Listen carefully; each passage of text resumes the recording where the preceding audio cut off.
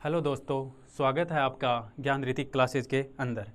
मैं श्री राम योगी आज आपके सामने लेकर आया हूँ इंग्लिश क्लास के अंदर वर्ड मीनिंग्स, वोकैबुलरी। क्योंकि हम चीज़ों को अच्छे से पढ़ लेते हैं, लेकिन वोकैबुलरी जो वर्ड्स मीनिंग है ना, उनमें हम कहीं ना कहीं अटक जाते हैं, क्योंकि हम पढ़ते नहीं हैं चीज़ों को, या फिर हम सोचते हैं कि अपनी को वोकैबुलरी कहाँ से तैयार करनी चाहिए। तो आपके लिए एक ज्ञान रीति क्लासेज एक अच्छा सा मौका लेकर आई है कि आप वर्ड मीनिंग्स आसानी से आराम से तैयार कर सकते हो। तो चीज़ों को आप समझना और देखना कि वर्ड मीनिंग अपने को वन बाय वन कैसे याद होती है। और अभी आपकी क्लास के अगर रेगुलर रखोगे ना, तो क्लास के अंदर ही आपको याद हो जाएगी, कोई डाउट आपके मन में नहीं रहेगा। ओके, तो हम स्टार्ट करते हैं अपने इस टॉपिक को। कौन सा? वर्ड मीनिंग्स, या हम जिसको कह सकते हैं वोकैबुलरी। ओके, तो आप मेरे साथ चलते रहिए और आपको हर एक चीज़ अच्छे से याद हो जाएगी। अब फर्स्ट हम बात करते हैं अधियर। अधियर एक वर्ब है और इसका मतलब होता है पालन करना। पालन करना क्या हो जाता है, इसका मतलब हो जाता है। अब देखो, अधियर का मतलब तो पालन करना होता है, तो हम एक चीज़ को इसको समझ लेते हैं। पालन करना, पालन करना। ओके, अब कुछ मीनिंग अपने को जैसे टफ पढ़ते हैं, वो चीज़ें अपने को याद नहीं, तो उनको भी अपने को साथ साथ याद करते चलने जाना है। जैसे हम बात करें किसकी? कंडेम। अब कंडेम का मतलब होता है निंदा करना। कंडेम का क्या मतलब होता है? निंदा करना। Okay, disjoint. डिसजॉइन का मतलब होता है शामिल न होना। अब क्लीव और कोहर, अब इनका मतलब क्या हो जाता है? सेम सेम हो जाता है। ऑब्जर्व या ऑब्जर्व का मतलब ध्यान देना, उसके मतलब है ना पालन करना या वफादार होना। अब इसका मतलब होता है पालन करना या मनाना। किसका? क्लीव और या कोहर, पालन करना बात को या मनाना। तो ये क्या होता है? अधियर मतलब वर्ब है। अब इसको अगर हम सेंटेंस के अंदर यूज़ करें, इसको हम अगर सेंटेंस के अंदर यूज़ करें, तो इसका एक सेंटेंस बनाते हैं हम। किसका? अधियर का। तो देखो sentence, he adhered to their plan। ये लो, ये बन गया, इसका सेंटेंस बन गया। ही adhered to their plan, वे अपने प्लान को वे अपने प्लान को क्या पालन करने में, उन्होंने अपने प्लान को पालन किया। अपने प्लान का क्या किया? पालन किया। तो आसानी से अपने को ये क्या हो जाता है? एक तैयार हो जाता है, इसमें कोई डाउट अपने को नहीं रहता। ओके, अब हम बात करते हैं नेक्स्ट की। अब इसके जो सिनोनिम्स हैं, कंप्लाई, ऑब्जर्वर, क्लीव, कोहेयर, और एंटोनिम्स क्या हो जाएंगे? Condemn, disjoint. ये क्या हो जाएंगे? इसके क्या कहते हैं? इनको एंटोनिम्स कहते हैं, या अपोजिट वर्ड्स कह दो, तो वो क्या हो जाएंगे? इसके हो जाएंगे। अब नेक्स्ट हम बात करते हैं, ये अपना फर्स्ट वर्ड था अधियर, मतलब पालन करना या वफादार होना। नेक्स्ट की हम बात करते हैं, अब चलो नेक्स्ट के ऊपर, एक्यूमैन। क्या होता है? एक्यूमैन। अब एक्यूमैन का क्या मतलब क्या होता है? एक्यूमैन जिसमें तेज दिमाग हो, कुशाग्र बुद्धि। तेज दिमाग, कुशाग्र बुद्धि, बुद्धिमान। बुद्धिमान हम क्या देखते हैं उसको? बुद्धिमान। तो कुशाग्र बुद्धि, कुशाग्र बुद्धि या तेज दिमाग, बुद्धिमान, ये क्या हो जाएंगे? इसके मीनिंग हो जाते हैं। अब इसके जो सिनोनिम्स हैं, जो कुशाग्र बुद्धि, तेज दिमाग, इनको डिफाइन करते हो, अवेयरनेस, ब्रिलियंस, इनसाइटफुलनेस, ये क्या हो जाते हैं इसके सिनोनिम्स। एंटोनिम्स में स्टूपिडिटी। स्टूपिडिटी मतलब मूर्खतापूर्ण या मूर्ख, इग्नोरेंस, ध्यान न देना, इग्नोर करना बातों को। तो ये क्या हो जाएंगे इसके एंटोनिम्स। तो एक्यूमेन यानी कुशाग्र बुद्धि, तेज दिमाग। Acumen noun, acumen, acumen, acumen, बार बार रिपीट करोगे तो आपको आसानी से याद हो जाएंगे और आपके मन में कोई डाउट नहीं रहेगा। किससे? वर्ड मीनिंग से। और आप नई वर्ड्स मीनिंग सीखते जाओगे, नई नई वोकैबुलरी आपकी तैयार होती जाएगी। और आपको करना भी यही है दोस्तों। अगर आप चीज़ों को ऐसे समझते जाओगे तो कोई मन में आपके डाउट नहीं रहेगा। ओके, नेक्स्ट की हम बात करें तो बैरोक। बैरोक, बैरोक तो वो क्या है? अब बैरोक क्या है? ये मिस्टेक है, ये वर्ब नहीं, क्या है? नाउन है। क्या है? नाउन है। अब बैरोक का मतलब क्या होता है? अलंकृत। बैरोक का मतलब क्या हो जाता है? अलंकृत। अलंकृत, अलंकृत या सजाना। अलंकृत कह दो या सजाना कह दो, तो किसका मतलब है? बैरोक। अब इसके सिनोनिम देखो, फ्लोरिड, जिल्ट या क्यूरी ग्रेस्क्यू। क्यूरी ग्रेस्क्यू, क्यूरी ग्रेस्क्यू, बार बार रिपीट करोगे तो ये नाम आपको क्या है? इसमें कोई दिक्कत नहीं होगी। और इसका मतलब क्या होता है? सजाना ही होता है। क्या होता है? सजाना। सजाना क्या हो जाए? सजाना। फ्लोरिड, जिल्ट, क्यूरी ग्रेस्क्यू, क्यूरी ग्रेस्क्यू, तो बार बार इसको क्यूरी ग्रेस क्यू, इसमें आपको कोई डाउट नहीं रहेगा और आपके आसानी से याद हो जाएगा। अब ये तो हो जाएंगे इसके सिनोनिम्स। एंटोनिम्स के अंदर हम बात करें तो प्लेन एंड एडोन, प्लेन एंड एडोन। अब एडोन का मतलब होता है सजाना, और अन लग गया तो ये इसका क्या बन गया, अपोजिट बन गया। तो इसके अंदर आपको कोई डाउट नहीं रहना चाहिए, ये चीज़ आपको समझ में आ जानी चाहिए। तो बैरोक अलंकृत, बैरोक अलंकृत, और ये क्या एक नाउन है। ओके, नेक्स्ट की हम बात करें, अलंकृत हो गया। नेक्स्ट की हम बात करते हैं कैपेटिवेट। कैपेटिवेट यानी मोहित होना, आकर्षित होना या मंत्रमुग्ध होना। मोहित होना, आकर्षित होना या मंत्रमुग्ध होना। तो कैपेटिवेट, कैपेटिवेट, कैपेटिवेट यानी मोहित होना, मंत्रमुग्ध होना। तो ये आपके याद हो जाएगा। तो चलो मैं लिख के बता देता हूं आपको। कैपेटिवेट मोहित होना या मंत्रमुग्ध कह दो, मंत्रमुग्ध होना।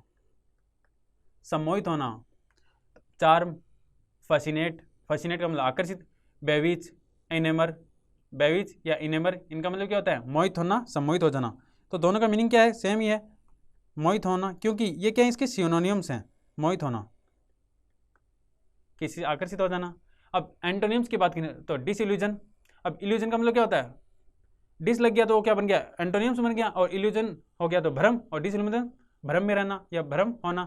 ऑफेंड अपने आप को बचाना, दूर करना, मतलब आकर्षित नहीं होना किसी से। तो ऑफेंड क्या हो गया, उसका एंटोनिम्स बन गया। तो कैपेटिवेट यानी मंत्रमुग्ध होना या मोहित होना। ओके, तो अब हम नेक्स्ट की बात करते हैं। ये देखो इसका मीनिंग ये हो जाता है मंत्रमुग्ध होना या मोहित होना। नेक्स्ट की बात करें फेरोसियस। अब फेरोसियस क्या एक एडजेक्टिव है, फेरोसियस क्या है, एक एडजेक्टिव है।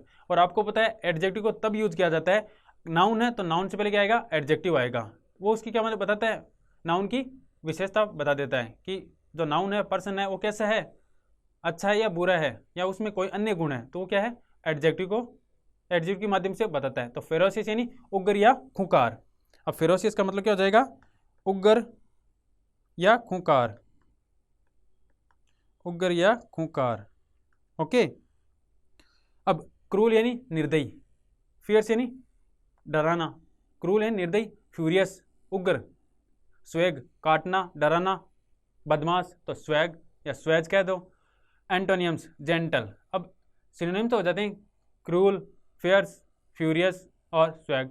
एंटोनिम्स हो जाते हैं जेंटल, सिंपैथेटिक, इजी, जेनरस। अब जेनरस आप जानते हो, जेनरस का मतलब होता है उदार, उदार, इजी आसान, सरल। जेंटल यानी जो अच्छा इंसान होता है, सब्र या भद्र पुरुष, उसको हम क्या कहते हैं, जेंटल, सज्जन व्यक्ति। ओके, अब फेरोसियस का मतलब हो गया खूंखार या उग्र। अब एक सेंटेंस बना लेते हैं, तो कैसे बनाएंगे, he is looking so ferocious, he is looking so ferocious.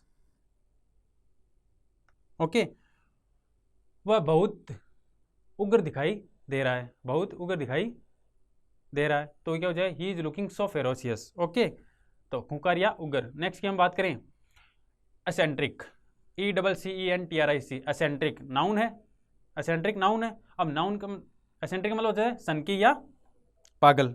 क्या कह सकते हैं हम, सनकी या पागल, सनकी या पागल। ओके, सनकी, पागल या अजीब, जो दिखाई पड़ता है वैसा हो जाएगा, सनकी या पागल। अब इसके सिनोनिम्स देखो, स्ट्रेंज, स्ट्रेंज अजीब, अबनॉर्मल का मतलब अजीब, और वियर्ड का मतलब अजीब होता है। ये नया वर्ड है तो इसका मतलब अपने को पता होना चाहिए, ये वियर्ड का मतलब क्या होता है, अजीब होता है।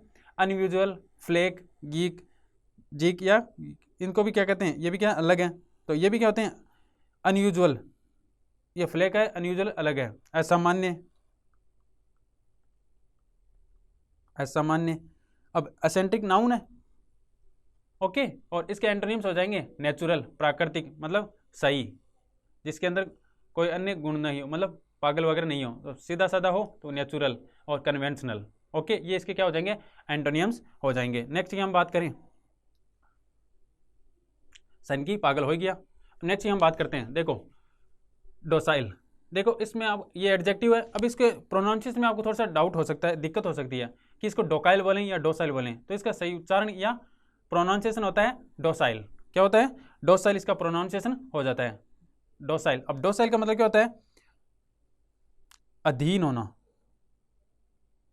अधीन होना, मैं इसको थोड़ा सा इधर लिख देता हूं, अधीन होना। ओके, अधीन होना या क्या कह सकते हैं हम, अधीन होना, शामिल होना, ये इसका मीनिंग हो जाता है, सहजता। ओके, अपीलिएबल, अब देखो ये नया वर्ड अपने पास, क्या कौन सा, पीलिएबल। अपीलिएबल का मतलब क्या हो जाएगा, सीधा साधा, सीधा साधा, सीधा साधा।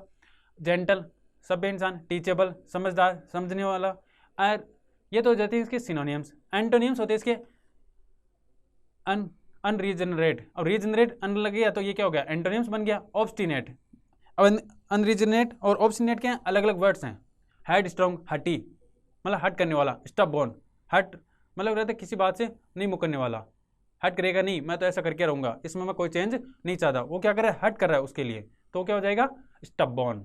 स्टबबॉर्न, जैसे कहीं होता है ना कि मैं इस चीज़ से इनकार नहीं करता, ये तो मैं करके रहूँगा, ये मेरा हट है, इसको मैं पाकर ही रहूँगा, ये हट कर लेते हैं। छोटे बच्चे ज़्यादा करते हैं बचपन के अंदर, नहीं, अगर रूठ जाते हो, नाराज़ हो जाते हैं, निराश हो जाते हैं, तो वो क्या होते हैं, रूस कर ही बैठ जाते हैं, कोई बात को मानते नहीं हैं। ओके, तो इन चीज़ों को ऐसे रिलेट करोगे ना तो आपके आसानी से समझ में आ जाएगी, आपके अंदर कोई डाउट नहीं रहेगा। तो चीज़ों को ऐसे अपने को समझते चलना है। हट, हट करना, छोटे बच्चों का हट हो जाता है, तो ये कहते हैं इसके एंटोनिम्स हो जाते हैं, किसका, डोसाइल का। ओके, नेक्स्ट की हम बात करें, नेक्स्ट वर्ड इनजेनस। नेक्स्ट वर्ड अपना क्या है, इनजेनस है। नेक्स्ट वर्ड अपना क्या है, इनजेनस। Next word इनजेनस। अब इनजेनस में देखो सिनोनिम्स हो जाता है इसका अनडिस्गाइज्ड नेवी, अनडिस्गाइज्ड नेवी या आर्टलेस इनोसेंट। अब अपने को इनका मीनिंग पता होना चाहिए। अनडिस्गाइज्ड नेव मतलब नौसिखिया, इनजेनस नेव का मतलब क्या होता है, नौसिखिया। आर्टलेस जिसके अंदर कोई कला नहीं हो कुछ करने की या कुछ जानने की, और इनजेनस हम कह सकते हैं सच्चा, निष्पाप। ये जो वर्ड है ना, ये निष्पाप है, मतलब जिसके अंदर द्वेष भावना नहीं हो, निष्पाप, निष्पाप, ये अपना क्या हो जाता है, निष्पाप हो जाता है। ओके, ओके दोस्तों, तो इन चीज़ों को सच्चाई, निष्पाप, ये क्या, इनजेनस। अब इसके सिनोनिम्स हो जाते हैं अनडिस्गाइज्ड, नेव, आर्टलेस या इनोसेंट हम कह सकते हैं, इनोसेंट हम कह सकते हैं, मासूम। अब एंटोनिम्स में विल्ली, विल्ली, क्राफ्टली, आर्टफुल या डिसइंजेनियस, डिसइंजेनियस। अब विल्ली और क्राफ्टली तो इनका तो एकदम कपटी, मतलब धूर्त, जिनको कहते हैं ना धूर्त, कि ये तो बहुत तेज है, ये तो अपने से कुछ ले लेगा। आर्टफुल, जो कलाओं से भरा हो, तेज मतलब ये चीज़ें मैं ऐसे कर लूँ, तो वो क्या हो जाता है, आर्टफुल हो जाता है। ओके, डिसइंजेनस, अब उसका मतलब सच्चा होता है, और इसमें डिस लग गया तो एंटोनियम बन गया, तो एंटोनियम का मतलब सच्चा ना होना। ओके, नेक्स्ट की हम बात करें, अब वर्ड मीनिंग आ जाते हैं अपने चीज़ों को। देखो हमने क्या किया, पहले कुछ वर्ड्स मीनिंग हमने सीखे, उनके सिनोनियम्स को जाना, एंटोनियम्स को हमने जाना, क्या एंटोनियम्स होते हैं, क्या सिनोनियम्स होते हैं, और जहाँ पर अपने को जरूरी लगा वहाँ पर हमने सेंटेंस बनाई। और एग्जाम के अंदर क्या होता है, अपने को डायरेक्ट पूछा जाता है एंटोनियम सिनोनियम्स के बारे में, कि इसका 4 अपने को ऑब्जेक्टिव टाइप्स में दे देते हैं कि और बताओ कि इसका एंटोनियम्स क्या होता है, तो अपने को उनमें से छांटना पड़ता है, देखना पड़ता है। तो अगर अपने को इन आसानी से हम पढ़ते जाएंगे तो ये अपने को डाउट मन में नहीं रहेगा कि क्या चीज़ें अपने को सीखनी चाहिए, क्या नहीं रहेगी, अपने समझ में आ जाएगी। तो ओके, तो अब हम बात करते हैं वन वर्ड सब्स्टिट्यूशन की। तो देखो नया है, ए राइटिंग एज ए स्पीच, कि मतलब स्पीच के रूप में कुछ लिखा हुआ है, in peace of someone who as a, किसके बारे में, जो जिसकी डेथ हो चुकी है, खत्म हो चुका है, किसी के बारे में लिखा है। अब कोई खत्म हो चुका है, देखो कोई खत्म हो जाता है तो हम क्या करते हैं, उसकी कभी बुराई नहीं करते, हमेशा अच्छी अच्छी बातें करते हैं। तो यूलॉजी का मतलब क्या होता है, अच्छी अच्छी बातें, मतलब प्रशंसा करना, उसके बारे में प्रशंसा करना, उसको अच्छी अच्छी बातें बताना उसके बारे में लोगों को, तो वो क्या प्रशंसा कर रहे हैं। तो ये कब की जाती है, किसी की डेथ हो जाती है। और हमने तो देखो आपने भी नहीं सुना, हमने भी नहीं सुना कि कोई हम बुराई कर रहा हो उसकी, किसी की डेथ हो गई तो सभी लोग यही कहते हैं कि यार वो बहुत अच्छा इंसान था, उसने बहुत अच्छे काम किए थे, लोगों से मिलता था, उनके पास बैठता था। तो ये कहता है यूलॉजी, यूलॉजी बार बार रिपीट करोगे तो आप, अब यूलॉजी, यूलॉजी में ई साइलेंट हो गया, तो यूलॉजी मतलब प्रशंसा। तो ए राइटिंग एज ए स्पीच मतलब एक स्पीच के रूप में बताए, लिखा हुआ, इन पीस ऑफ समवन, किसी के बारे में जिसकी डेथ हो चुकी है, वो क्या होता है, यूलॉजी। यूलॉजी मतलब प्रशंसा करना। ओके, नेक्स्ट की हम बात करते हैं, और अपना लास्ट वर्ड है या लास्ट सब्स्टिट्यूशन है जो हम बात कर रहे हैं उनका, a person who lives by himself, एक व्यक्ति जो अपने आप में रहता है, अपनी दुनिया के अंदर रहता है, मतलब ना तो किसी से मिलता है, ना किसी से बातें करता है, ना किसी से कुछ कहता है, एकांत में रहता है, तो उसको हम कहेंगे रिक्लूज। रिक्लूज मतलब एकांतवासी, जिसको किसी से मिलना बात करना अच्छा नहीं लगता, तो हम इसको कहेंगे एकांतवासी। और उसका यूलॉजी का क्या मतलब होता है? प्रशंसा करना। यूलॉजी का क्या मतलब क्या हो जाता है? प्रशंसा करना। क्या मतलब हो जाता है? प्रशंसा करना। ओके दोस्तों, तो उम्मीद करता हूँ आपको जो मैं वर्ड मीनिंग, जो एंटोनियम सिनोनियम्स आपको मैं बता रहा हूँ, जो वन वर्ड सब्स्टिट्यूशन बता रहा हूँ, आपको अच्छे से समझ में आ रहे हैं।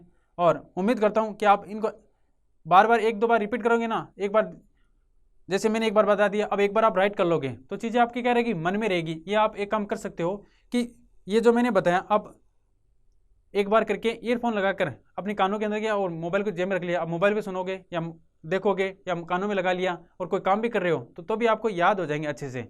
रिक्लोज क्या होता है, यूलॉजी क्या होता है, डोसाइल क्या होता है, एसेंट्रिक का मतलब क्या होता है, तो इन्हीं के मीनिंग आपको मतलब डेली यूज में आ जाएंगे। और डेली यूज में जो चीज़ आ जाती है फिर हम उनको भूलते नहीं हैं, आसानी से अपनी को लाइन हो जाती है, चीज़ों को ऐसे ही समझते हैं, चलते हैं कि हाँ ये चीज़ें मेरे याद हो रही है। और फिर एग्जाम के अंदर आपको अच्छे नंबर लाने से कोई रोक भी नहीं सकता। और अपनी को करना भी यही है, अपनी को अच्छे मार्क्स गेन करने हैं।